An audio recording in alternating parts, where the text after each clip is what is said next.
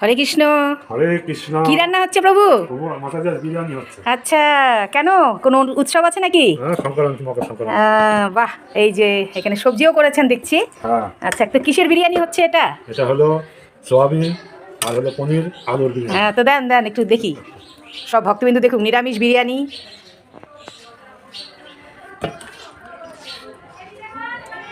হ্যাঁ, আসি। এই যে দোকানে লোক আসছে প্রভু। হ্যাঁ, তাহলে আপনি করেন, পাট পাট করে এরকম সাজাবেন নাকি? হ্যাঁ হ্যাঁ।